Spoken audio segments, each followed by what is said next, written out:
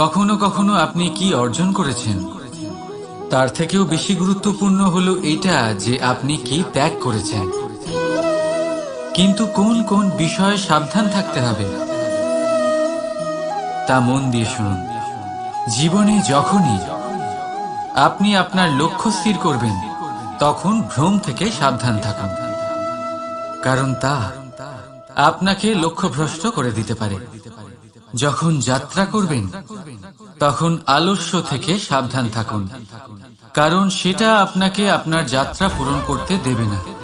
যখনই ন্যায় করবেন তখন বন্ধুদের থেকে সাবধান থাকুন, কারণ তারা আপনার ন্যায় করার ক্ষমতা দুর্বল করে দিতে পারে।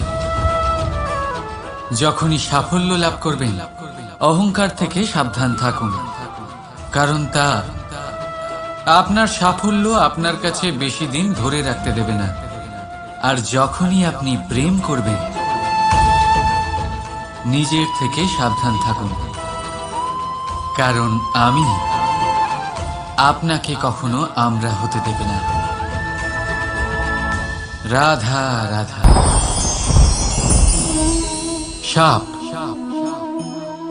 এই শব্দটা শুনলেই মনের মধ্যে এক ধারণা তৈরি হয়। বিষে ভরা, ফোঁস আওয়াজ করা এক ভয়ানক জীব।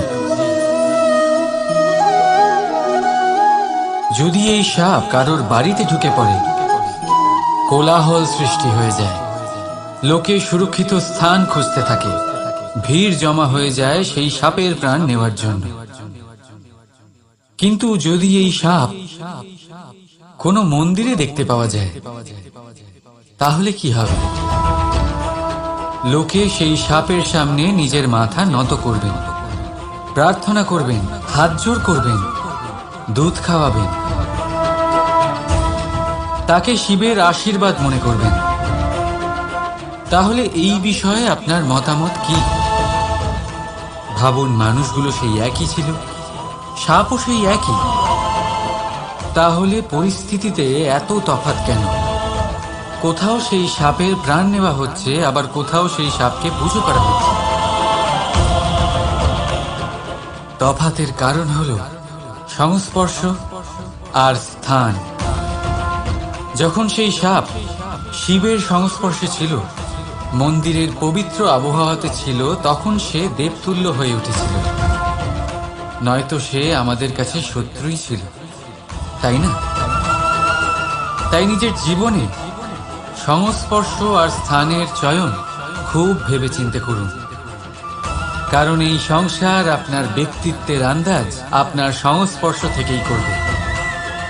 আর হ্যাঁ, এখানে বিষয় ধনী বা গরিবের নয়, এখানে বিষয় হলো সংস্কারী আর সদাচারীর সঙ্গে।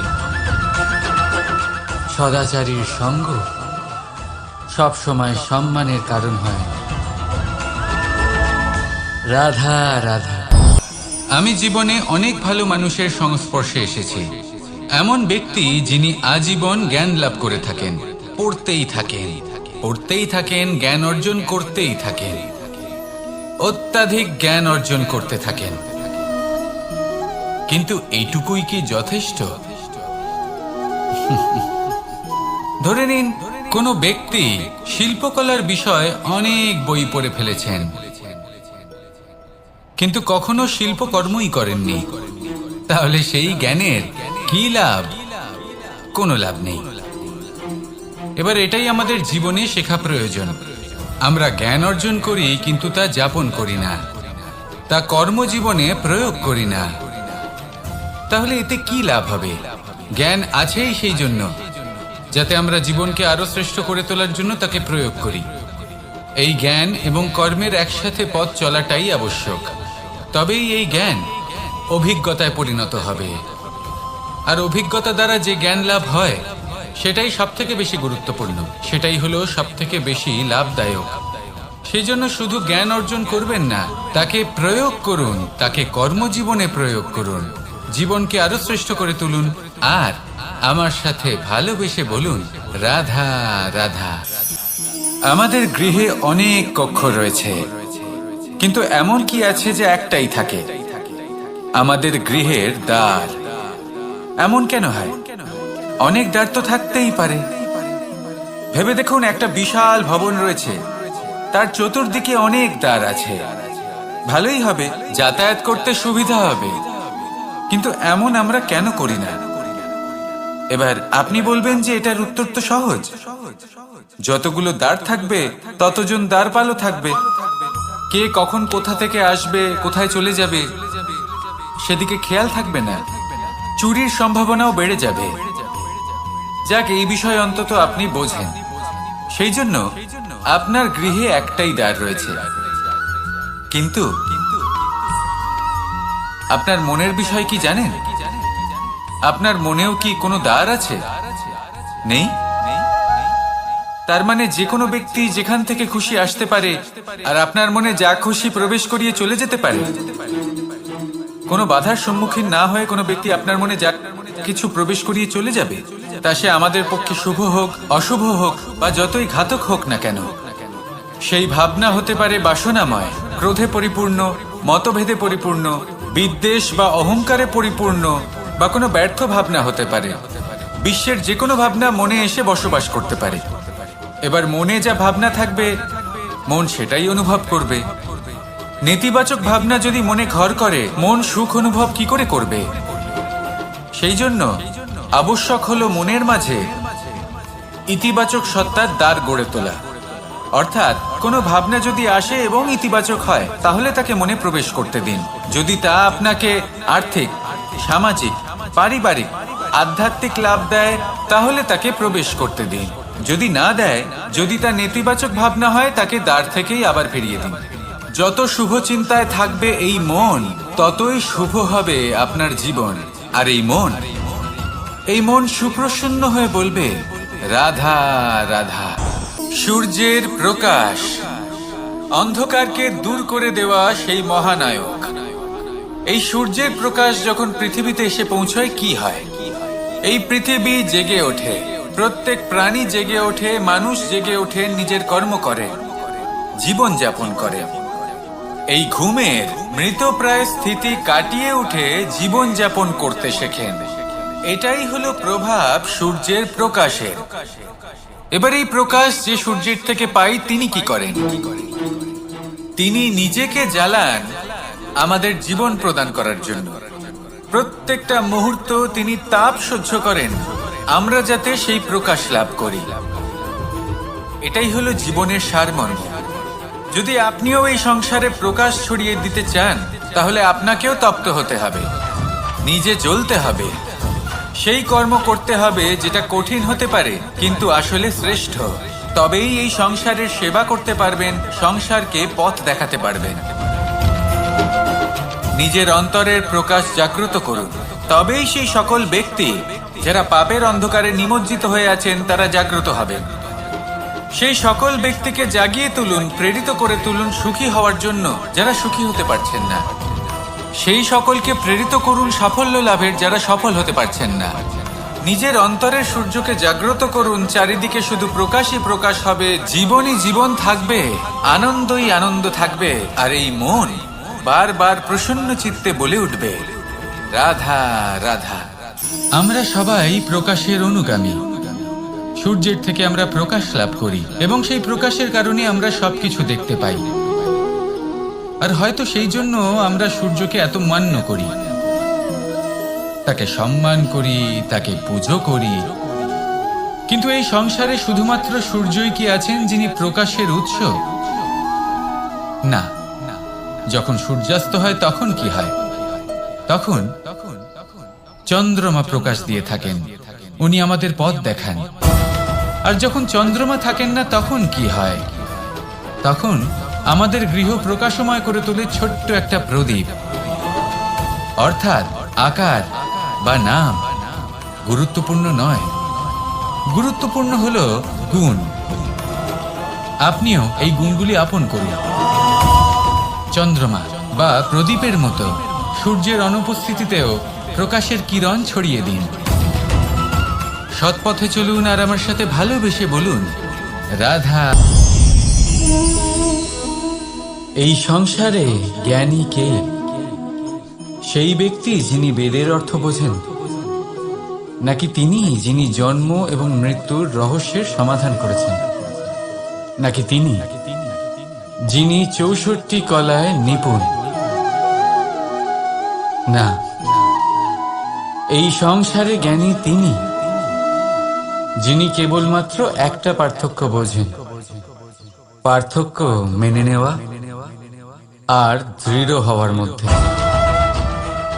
শব্দগুলি অত্যন্ত সরল, কিন্তু যদি মন দিয়ে ভেবে দেখেন তাহলে এর অর্থ অত্যন্ত গুরুত্বপূর্ণ। বুঝিয়ে বলছি আপনাকে, যদি মেনে নেন তাহলে হার, কিন্তু যদি দৃঢ় হন তাহলে জিত। যদি মেনে নেন তাহলে কেউ আপন, কিন্তু আপনি দৃঢ় হলে সে আপনার শত্রু। মেনে নিলে ভগবান আছেন, আর দৃঢ় হলে তা শুধুমাত্রই এক পাথর। শুধু এই পার্থক্যগুলি বুঝে নিন, সংসারের সমস্ত কিছুই আপনার কাছে পরিষ্কার হয়ে যাবে। রাধা রাধা। দৃষ্টি মানুষকে দেওয়া প্রকৃতির অন্যতম শ্রেষ্ঠ উপহার। সেই দৃষ্টি যার জন্য মানুষ এই সংসার দেখতে পারে, নিজের পথ দেখতে পারে। কিন্তু সংসারে দৃষ্টি লাভ করেও সবাই মহান হতে পারে না, প্রসন্ন হতে পারে না। প্রসন্ন শুধুমাত্র তারাই হয় যাদের দৃষ্টিভঙ্গি শুভ হয়। এবারে যারা গোলাপে শুধুমাত্র কাঁটা খুঁজে পায়, তাদের হাত অবশ্যই সেই কাঁটা দ্বারা আঘাতপ্রাপ্ত হয়, কারণ তাদের দৃষ্টি শুধুমাত্র কাঁটা অবধি সীমিত থাকে। কিন্তু সুগন্ধ প্রস্তুতকারক পাপড়ি অবশ্যই খুঁজে বার করেন। কেন? একটু ভেবে দেখুন। যারা অন্ধকারে আলো পেতে চান, তাদের কাছে প্রদীপ ও সূর্যের মতো মনে হয়। কিন্তু যারা খুঁত বার করতে চান, তারা সেই প্রদীপের নিচে অন্ধকারই খুঁজে পান। যারা ভালোবাসা পেতে চান, তারা অচেনা মানুষের মধ্যেও স্নেহ খুঁজে পান। নয়তো কাউকে পেয়েও তাদের না চিনতে পারা মানুষের অভাব নেই। দৃষ্টি আমাদের দেখায়, কিন্তু দৃষ্টিভঙ্গি আমাদের সেটা দেখায় যা আমরা দেখতে চাই। যেমন আপনার ভাবনা হবে, সেটাই সত্যি হয়ে আপনার সামনে আসবে। তাই আপনার ভাবনাগুলিকে শুভ করুন আর ভালোবেসে বলুন, রাধা রাধা। আমার সামনে রয়েছে গরুর দুধ, যা 2 দিন পর্যন্ত ভালো থাকে। যদি এই দুধ গরম করে জমানো হয়, তাহলে তৈরি হয় দই, যা 3-4 দিন অবধি ভালো থাকে। যদি এই দইকে মন্থন করেন, তৈরি হবে মাখন, যা অনেক সপ্তাহ ভালো থাকে।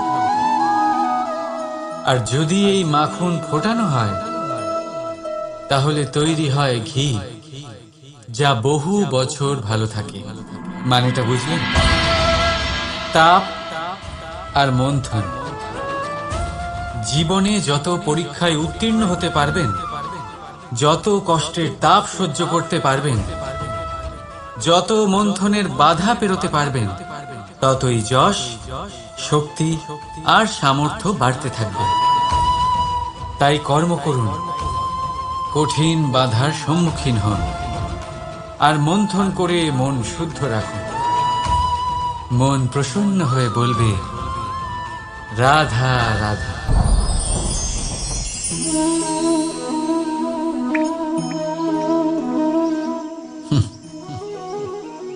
আকাশ থেকে ঝরে পড়া বৃষ্টির ফোঁটা বড়ই শীতল, মিষ্টি আর পবিত্র হয়, কিন্তু সবার ভাগ্য ভিন্ন ভিন্ন হয়।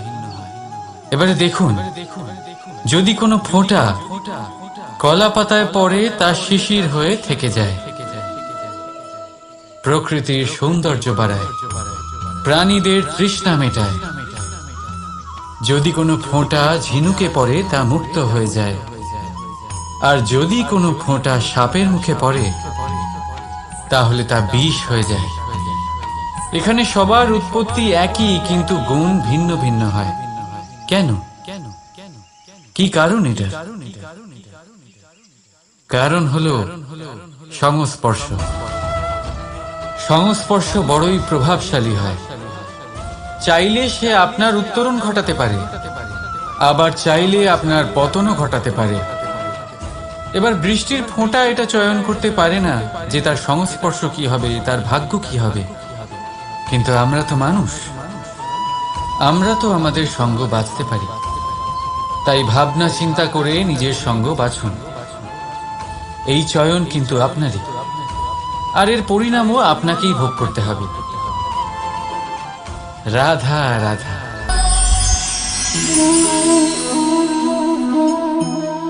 এই ফল দেখতে পাচ্ছেন আপনি?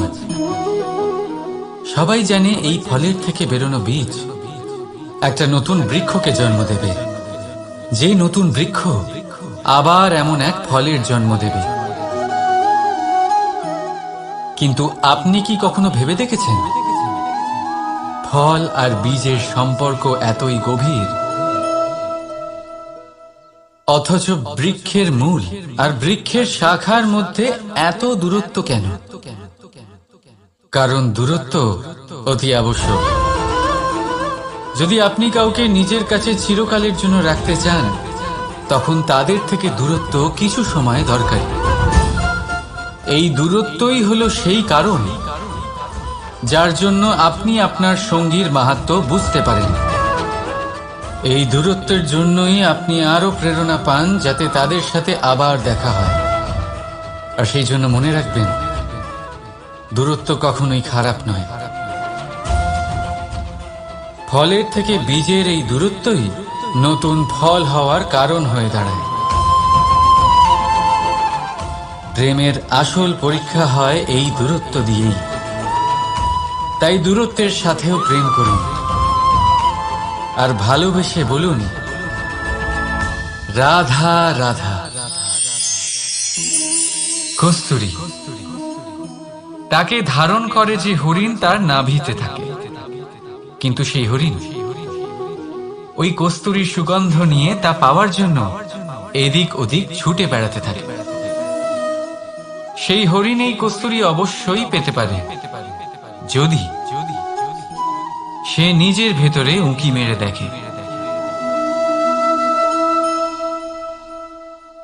এবারে দেখুন, সুর বাঁশির মধ্যেই থাকে, শুধু প্রয়োজন তাকে খুঁজে বার করার চেষ্টা,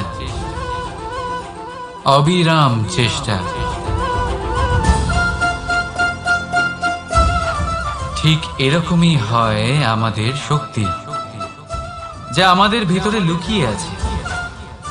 ভাবুন, যখন পরমাত্মা আমাদের ভেতরেই আছেন, তখন তাকে আমরা বাইরে খুঁজব কেন? আমরা নিজেদের অন্তরে তখনই দেখি যখন অপরের থেকে সাহায্যের সমস্ত আশাই শেষ হয়ে যায়। তাই জীবনে কেউ সাহায্য করবে এই আশা করে বসে থাকবেন না,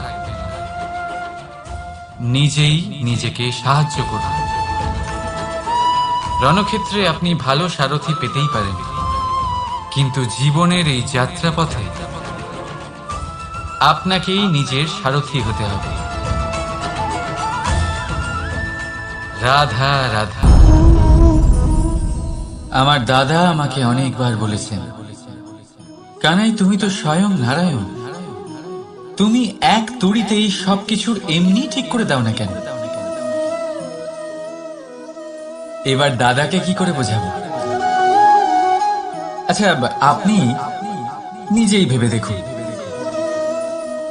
সিংহকে জঙ্গলের রাজা বলা হয়, কিন্তু সিংহ শুধুমাত্র তার ইচ্ছে প্রকাশ করলেই কোনো হরিণ কি নিজেই হেঁটে তার কাছে আসবে? নিজেই কি রাজি হয়ে যাবে তার আহার হওয়ার জন্য? না, কখনোই না।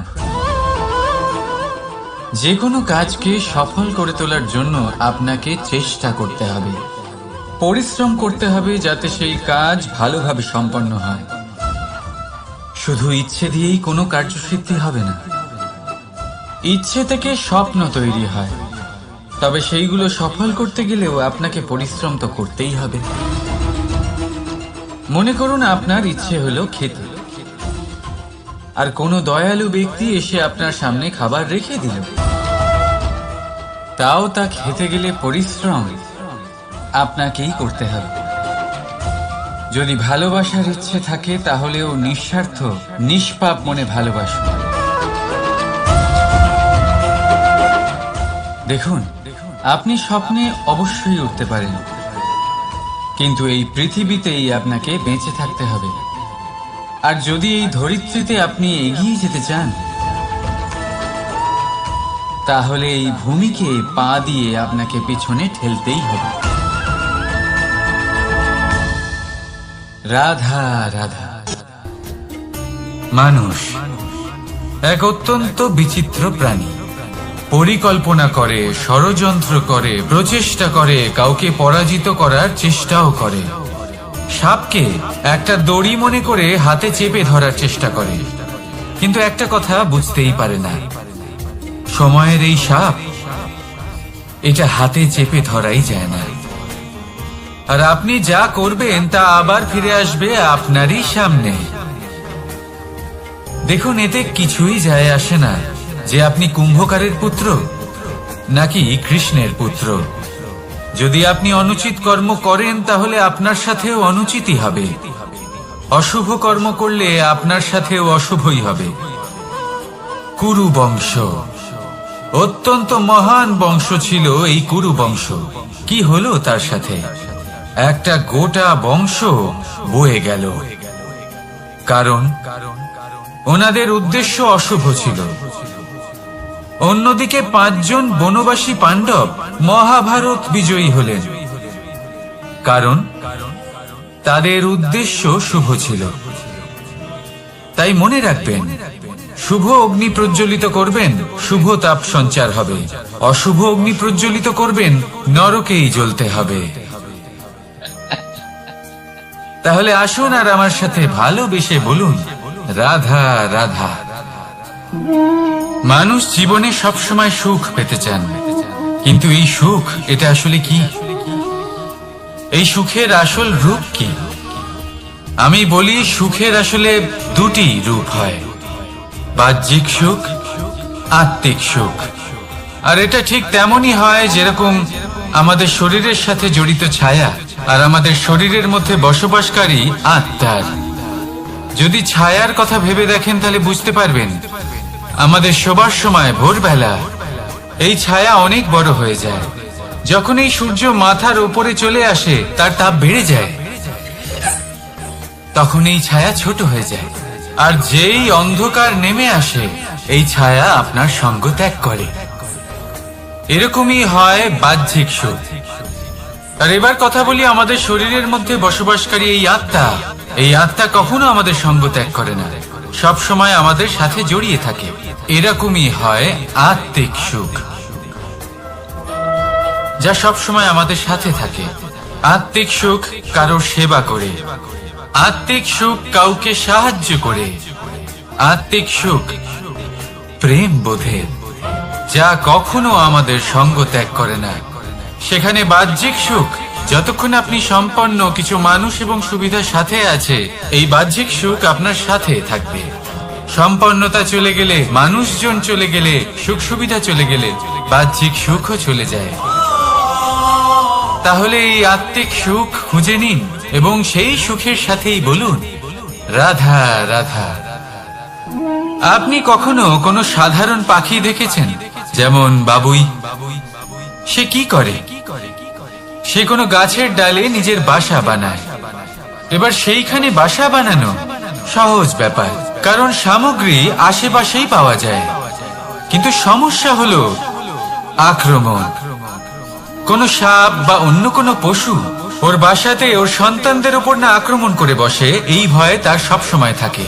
আর এটা সব থেকে কঠিন ব্যাপার এদের জন্য, নিজের বাসায় নিজের সন্তানদের সুরক্ষা। আর বাজ পাখি, যদি আমরা বাজের কথা বলি তাহলে তারা কি করে?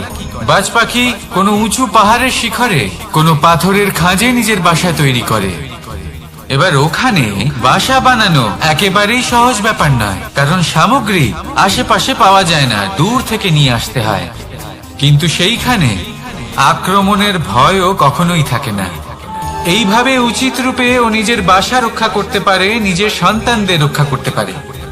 এর সারমর্ম হলো এটাই, যদি সমস্যা বড় হয় তাহলে সমাধানও উচ্চমানের হওয়া উচিত।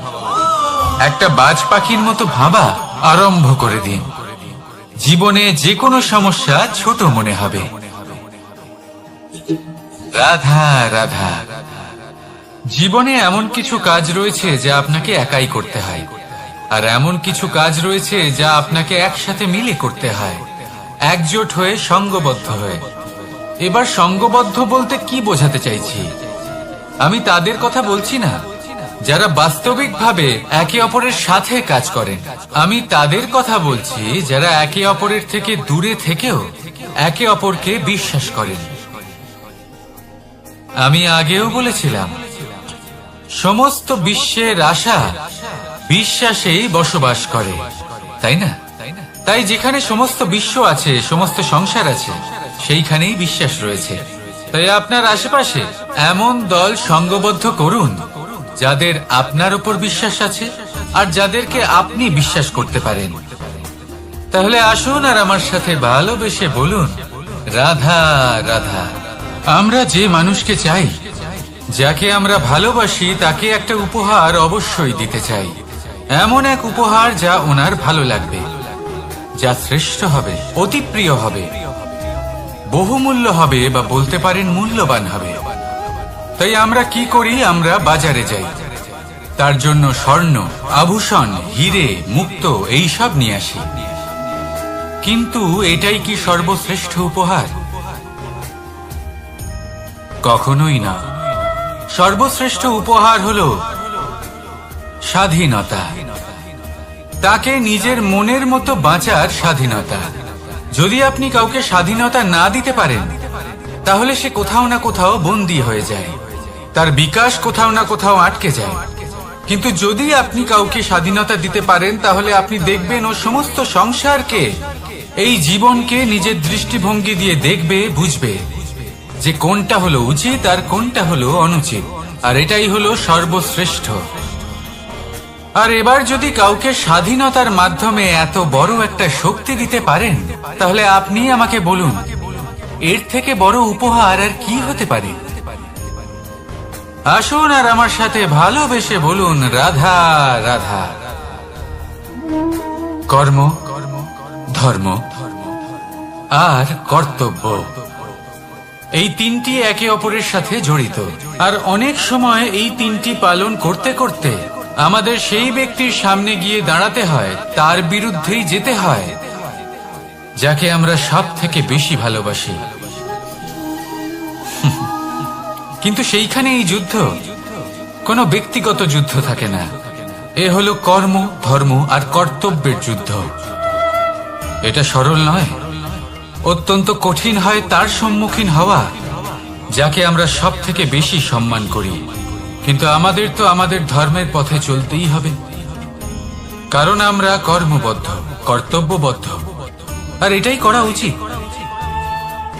শুধু এটুকু মনে রাখবেন, যদি আপনার উদ্দেশ্য শুভ হয়, আপনার ভাবনা শুভ হয়, আপনি যদি কর্ম, ধর্ম আর কর্তব্যের পথে অগ্রসর হন, তাহলে এই প্রক্রিয়াতে যদি আপনাকে আপনার আরাধ্যেরও সামনে দাঁড়াতে হয়, তাহলেও আপনার কোনো ক্ষতি হবে না। তাহলে আসুন আর আমার সাথে ভালোবেসে বলুন, রাধা রাধা। প্রেম এই সংসারে এসেছিল এই সংসারকে প্রেমের শিক্ষা দেওয়ার জন্য, এই জীবনের সুখের অনুভূতি আসলে কি তা শেখানোর জন্য। কিন্তু যদি সত্যি কথা বলি, তো আমি নিজেই প্রতিদিন প্রেমের নতুন নতুন স্বরূপ দেখতে পাই, প্রেমের একটা নতুন অনুভূতি প্রত্যেক নতুন দিনে। আর তার কারণ হলো এই প্রেম অনন্ত, এ হলো দৈব। প্রেম হলো এই সংসারের সব থেকে বড় ঢাল এবং সব থেকে বড় অস্ত্র। এই প্রেম ছাড়া না কোনো ন্যায় হয় আর না কোনো শাস্ত্র, না জীবন আছে আর না অন্ত। এবার যদি এই প্রেম মনের মধ্যে বাস করতে শুরু করে, তাহলে কখনো কোনো সমস্যাই হবে না, আর যদি হয়েও থাকে তাহলে তা স্থায়ী হবে না। এই প্রেম কি না করতে পারে? এই প্রেম সমস্ত সমস্যা মিটিয়ে ফেলতে পারে। আপনার মনের মধ্যে অহংকারকেও বিনাশ করে দিতে পারে। আপনাকে সাক্ষাৎ ঈশ্বরের সাথে দেখা করাতে পারে। তাই প্রেমের দ্বারা প্রয়াস করতে থাকুন। এই সংসারের প্রত্যেক মানুষকে, প্রত্যেক বস্তুকে, প্রত্যেক জীব জন্তুকে ভালোবাসবেন। আর এই প্রেমের দ্বারাই বলুন রাধা রাধা। প্রশান্তি জড়িত নিদ্রা মানুষের জীবনের একটা অত্যন্ত গুরুত্বপূর্ণ সুখ এবং প্রয়োজনীয়তাও। দেখতে গেলে এই সংসারের প্রত্যেক পশু পাখি, প্রত্যেক জীব অবশ্যই নিদ্রা প্রাপ্ত করেন, কিন্তু মানুষ, যার মধ্যে বিচার বিবেচনা করার শক্তি অন্যদের থেকে অনেক বেশি, তার কিন্তু ঘুমের কিছু সমস্যা অবশ্যই হয়। কি বলেন? তাই তো। এবার এর কারণ কি? চিন্তা। এবার চিন্তা আমাদের সবার জীবনে আছে। আমরা সকলে জানি যে চিন্তা কখনো আমাদের সাহায্য করে না, তাও আমাদের জীবনে আছে। কেন? চিন্তার মাধ্যমে কি কখনো কোনো সমস্যার সমাধান হয়েছে? অর্থের চিন্তা করলে কি অর্থ লাভ হয়? ভবিষ্যতের চিন্তা করলে কি ভবিষ্যৎ ঠিক হয়ে যায়? স্বাস্থ্যের চিন্তা করলে কি স্বাস্থ্য নিজে থেকেই ঠিক হয়? হয় না। তাহলে এই সব কিছু থেকে আমাদের একটা ছোট্ট শিক্ষা অবশ্যই লাভ করা উচিত। আপনিও আপনার কাঁধ থেকে চিন্তার এই বোঝা নামিয়ে ফেলুন। আর ইচ্ছে, এই সব ইচ্ছে একত্রিত হয়ে আমাদের মনে চিন্তা উৎপন্ন করে। তাই এই চিন্তাগুলিকে ত্যাগ করুন। প্রকৃতির প্রেমের উপর বিশ্বাস রাখুন। মনে রাখবেন, যিনি চিন্তা মুক্ত হবেন তিনি চিতা মুক্ত হবেন। সুখের নিদ্রা প্রাপ্ত করুন, আর নিদ্রায় যাবার আগে আমার সাথে ভালোবেসে বলুন রাধা রাধা। মহাদেব সেই দেবতা যিনি মহান, যাকে দেবতাদের দেবতা বলা হয়, যিনি হলেন আমার আরাধ্য। কখনো আপনার মনে এই প্রশ্ন এসেছে যে শিবকেই কেন মহাদেব বলা হয়, অন্য কোনো দেবতাকে কেন বলা হয় না? সেই কারণ মহাদেবের মধ্যে, ওনার মধ্যে এমন এক বিশেষ গুণ রয়েছে যা অন্য কারণ নেই। তা হলো নিঃস্বার্থ হয়ে মানুষের সেবা করা। যদি প্রয়োজন পড়ে, যদি সৃষ্টির পথে বিনাশের কালো মেঘ ছেয়ে থাকে, তখন নিজের প্রাণের চিন্তা না করে হলাহল পান করার জন্য প্রস্তুত থাকেন মহাদেব। আর এই অদ্বিতীয় ত্যাগের জন্যই শিবকে মহাদেব বলে ডাকা হয়। এবার যদি কোনো মানুষও নিঃস্বার্থ ভাবনার দ্বারা নিজেকে অর্পণ করে দেয় এই জগতের কল্যাণের জন্য, মানুষের সেবার জন্য, তাহলে তিনিও মহাপুরুষ, মহামানব হতে পারেন। যদি কেউ অভুক্ত থাকেন তাহলে নিজের থালা থেকে অর্ধেক খাবার তাকে দিয়ে দিন। যদি কেউ অসুস্থ হন তাহলে তাকে সেবা করার, চিকিৎসা করার চেষ্টা করুন। এই জীবন শুধু নিজের জন্য নয়, অন্যদের প্রতি, সমস্ত সংসারের প্রতি উৎসর্গ করুন। যদি এইসব মানুষ শিখে যান তাহলে তিনি মহাদেবের পথে অগ্রসর হতে পারেন। যদি মানুষ নিঃস্বার্থ ভাবনার দ্বারা এই সংসারের সেবা করতে শিখে যান তাহলে তিনি নিশ্চিত রূপে মহামানব অবশ্যই হতে পারবেন। আসুন আমার সাথে ভালোবেসে বলুন রাধা রাধা।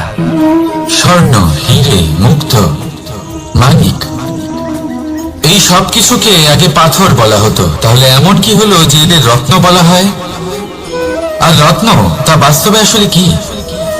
এটা হলো সেই পাথর যাকে আগে আগুনের তাপ সহ্য করতে হয়েছে, পরখ করা হয়েছে, যাচাই করা হয়েছে, এদের কাটার চেষ্টা করা হয়েছে, কিন্তু তারা কখনোই নষ্ট হয়নি, বরং তারা আরো উদ্ভাসিত হয়েছে, আরো উজ্জ্বল হয়েছে, এই সংসারে আরো প্রকাশ ছড়িয়ে দিয়েছে। সেই জন্য এরা হলো এত অমূল্য, সেই জন্য এরা হলো বহুমূল্য, সেই জন্য এদের রত্ন বলা হয়। এবার মানুষের কাছেও এই নির্বাচনের অধিকার রয়েছে যে আমরা শুধু পাথর হয়ে থাকব নাকি রত্ন হয়ে থাকব।